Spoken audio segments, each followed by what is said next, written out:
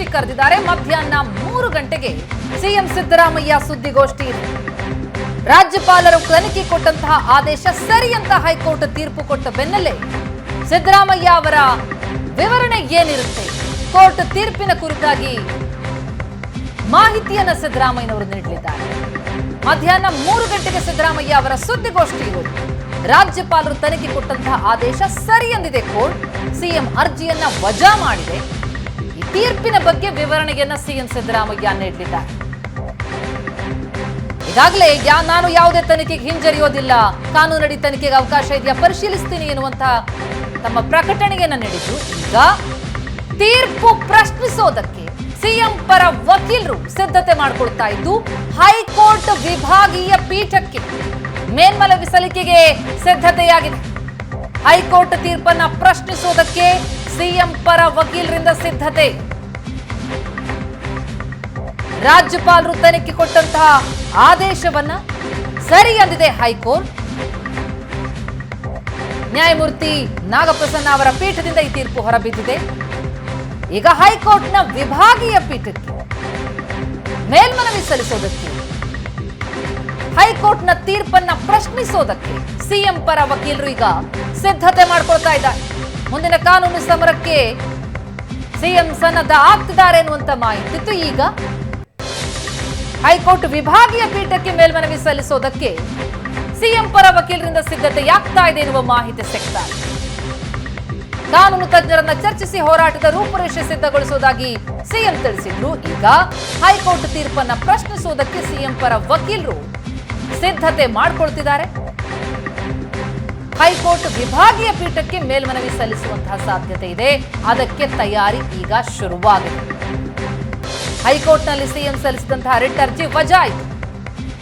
ಈ ಬಗ್ಗೆ ಡೀಟೇಲ್ಸ್ ಕೊಡ್ತಾರೆ ನಮ್ಮ ರಿಪೋರ್ಟರ್ ರಮೇಶ್ ಈಗ ಸಂಪರ್ಕದಲ್ಲಿದ್ದಾರೆ. ರಮೇಶ್, ಹೈಕೋರ್ಟ್ ತೀರ್ಪಿನ ಬಳಿಕ ಸಿಎಂ ಬಳಿ ಇರುವಂತಹ ಅವಕಾಶಗಳೇನು ಅನ್ನೋದು ಪ್ರಮುಖ ಪ್ರಶ್ನೆಯಾಗಿತ್ತು. ಈಗ ಹೈಕೋರ್ಟ್ ವಿಭಾಗೀಯ ಪೀಠಕ್ಕೆ ಸಿಎಂ ಹಾಗಿದ್ರೆ ಮೇಲ್ಮನವಿ ಸಲ್ಲಿಸ್ತಾರಾ? ಏನ್ ಡೀಟೇಲ್ಸ್ ಲಭ್ಯ ಆಗ್ತಾ ಇದೆ? ಯಾವ ರೀತಿ ತಯಾರಿ?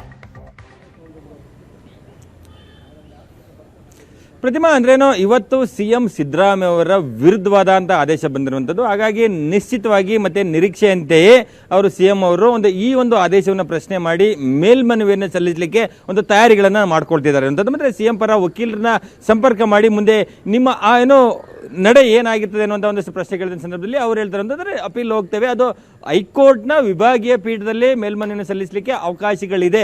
ಹಾಗಾಗಿ ಇವತ್ತು ಸಾಧ್ಯ ಆಗ್ಲಿಕ್ಕಿಲ್ಲ, ಆದರೆ ನಾಳೆ ಮೇಲ್ಮನವಿಯನ್ನು ಅರ್ಜಿಯನ್ನು ಸಲ್ಲಿಸಲಿಕ್ಕೆ ಒಂದಷ್ಟು ತಯಾರಿಗಳನ್ನ ಮಾಡ್ಕೊಳ್ತಾ ಇದ್ದೇವೆ ಅನ್ನುವಂಥದ್ದು. ಮತ್ತೆ ಈ ಮೇಲ್ಮನವಿ ಅರ್ಜಿ ಮುಖ್ಯ ನ್ಯಾಯಮೂರ್ತಿಗಳ ಪೀಠದ ಮುಂದೆ ಬರುತ್ತೆ. ಅದು ಮುಖ್ಯ ನ್ಯಾಯಮೂರ್ತಿಗಳ ಪೀಠದಲ್ಲಿ ಇನ್ನು ವಿಚಾರಣೆಗೆ ಬರಬಹುದು, ಅಥವಾ ಮುಖ್ಯ ನ್ಯಾಯಮೂರ್ತಿಗಳು ಒಂದು ವಿಶೇಷವಾದ ಪೀಠವನ್ನ ಅಂದ್ರೆ ಇಬ್ಬರು ನ್ಯಾಯಮೂರ್ತಿಗಳು ಒಳಗೊಂಡಂತ ಒಂದು ವಿಶೇಷ ಪೀಠವನ್ನ ರಚನೆ ಮಾಡಿ ಆ ಮೂಲಕ ಅಥವಾ ಇರುವಂತಹ ರೆಗ್ಯುಲರ್ ಡಿವಿಷನ್ ಬೆಂಚ್ ಮುಂದೆ ಇದನ್ನ ವಿಚಾರಣೆಗೆ ಕಳಿಸಬಹುದು ಅನ್ನುವಂಥದ್ದು. ಹಾಗಾಗಿ ಹೈಕೋರ್ಟ್ ನಲ್ಲಿಯೇ ಈ ಒಂದು ಅರ್ಜಿ ಅಂದ್ರೆ ಸಿದ್ದರಾಮಯ್ಯ ಅವರ ವಿರುದ್ಧ ಏನುವಂತ ಆದೇಶ ಬಂದಿದೆ, ಎಂ ನಾಗಪ್ರಸನ್ನ ನ್ಯಾಯಮೂರ್ತಿಗಳಿಗೆ ನೀಡಿದಂತಹ ಆದೇಶವನ್ನು ಪ್ರಶ್ನೆ ಮಾಡಿ ಮೇಲ್ಮನವಿ ಹೋಗ್ಲಿಕ್ಕೆ ಸಿದ್ಧತೆ ಇರುವಂತದ್ದು. ಮತ್ತೆ ಈ ಸಂದರ್ಭದಲ್ಲಿ ನೇರವಾಗಿ ಸುಪ್ರೀಂ ಕೋರ್ಟ್ಗೆ ಹೋಗ್ಲಿಕ್ಕೆ ಕೂಡ ಕಾನೂನಲ್ಲಿ ಒಂದಷ್ಟು ಅವಕಾಶಗಳಿದೆ ಅನ್ನುವಂಥದ್ದು. ಆದ್ರೆ ಸುಪ್ರೀಂ ಕೋರ್ಟ್ ಹೈಕೋರ್ಟ್ ನಲ್ಲಿ ವಿಭಾಗೀಯ ಪೀಠದಲ್ಲಿ ಮೇಲ್ಮನವಿ ಸಲ್ಲಿಸಲಿಕ್ಕೆ ಅವಕಾಶಗಳಿರೋದ್ರಿಂದ ನೀವು ವಾಪಸ್ ಹೋಗಿ ಅಂತೇಳಿ ಕಳಿಸಬಹುದು.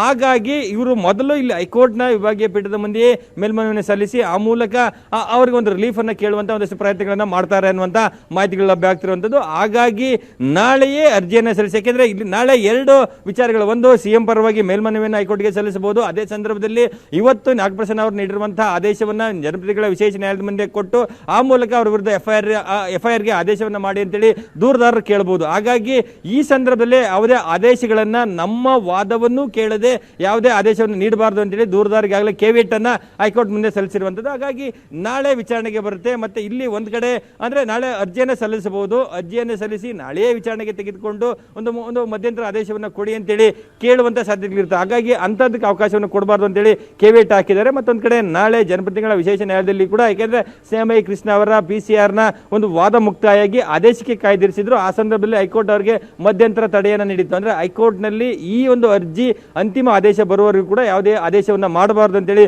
ಮಧ್ಯಂತರ ತಡೆಯನ್ನು ನೀಡಿತ್ತು. ಆ ಮಧ್ಯಂತರ ತಡೆಯ ಇವತ್ತು ತೆರವಾಗಿದೆ. ಮತ್ತು ಆ ಆದೇಶವನ್ನ ಮಧ್ಯಂತರ ತಡೆಯನ್ನು ಮುಂದುವರಿಸಬೇಕು ಅಂತೇಳಿ ಸಿಎಂ ಪರವಾಗಿ ಹಾಗೆ ಅಭಿಷೇಕ್ ಮನು ಸಿಂಗ್ ಅವರು ಮನವಿ ಮಾಡಿದ್ರು ಕೂಡ ಅದನ್ನ ತಿರಸ್ಕಾರ ಮಾಡೋದ್ರಿಂದ ಈಗ ಜನಪ್ರತಿನಿಧಿಗಳ ವಿಶೇಷ ನ್ಯಾಯಾಲಯ ಒಂದು ಫ್ರೀ ಹ್ಯಾಂಡ್ ಇದೆ, ಅಂದ್ರೆ ಹೈಕೋರ್ಟ್ನ ಇವತ್ತಿನ ಆದೇಶವನ್ನು ಆಧರಿಸಿ ಒಂದು ತನಿಖೆಗೆ ಆದೇಶವನ್ನು ಮಾಡುವಂತದ್ದು. ಹಾಗಾಗಿ ನಾಳೆ ಜನಪ್ರತಿನಿಧಿಗಳ ನ್ಯಾಯಾಲಯದಲ್ಲಿ ಏನಾಗುತ್ತೆ ಅನ್ನೋದು ಒಂದ್ ಕಡೆ ಆದ್ರೆ, ಮತ್ತೊಂದು ಕಡೆ ಸಿಎಂ ಅವರು ಅಂದ್ರೆ ಈ ಒಂದು ಹೈಕೋರ್ಟ್ನ ವಿಭಾಗೀಯ ಪೀಠದ ಮುಂದೆ ಮೇಲ್ಮನವಿಯನ್ನು ಸಲ್ಲಿಸಿ ಆದಷ್ಟು ಬೇಗ ಕೆಳ ನ್ಯಾಯಾಲಯ ನೀಡುವಂತಹ ಆದೇಶಗಳಿಗೆ ಒಂದಷ್ಟು ತಡೆಯನ್ನು ತರುವಂತಹದ್ದು ಒಂದಷ್ಟು ಪ್ರಯತ್ನಗಳನ್ನು ಮಾಡಬಹುದು. ಹಾಗಾಗಿ ಸುಪ್ರೀಂ ಕೋರ್ಟ್ಗೆ ಹೋಗ್ಲಿಕ್ಕೆ ಅವಕಾಶಗಳಿದ್ರೂ ಕೂಡ ಅದಕ್ಕಿಂತ ಮೊದಲು ಹೈಕೋರ್ಟ್ನಲ್ಲೇ ಮೇಲ್ಮನವಿ ಸಲ್ಲಿಸಲಿಕ್ಕೆ ಅವಕಾಶಗಳಿರೋದಿದೆ. ಹಾಗಾಗಿ ಹೈಕೋರ್ಟ್ನಲ್ಲಿ ಮೇಲ್ಮನವಿ ಸಲ್ಲಿಸ್ತೇವೆ ಅನ್ನುವಂಥದ್ದನ್ನ ಸಿಎಂ ವಕೀಲರ ಆಪ್ತ ಮೂಲಗಳು ಹೇಳ್ತಾ ಇರುವಂತಹದ್ದು. ಪ್ರತಿಮಾ, ಥ್ಯಾಂಕ್ ಯು ರಮೇಶ್ ತಮ್ಮೆಲ್ಲ ಮಾಹಿತಿಗೆ.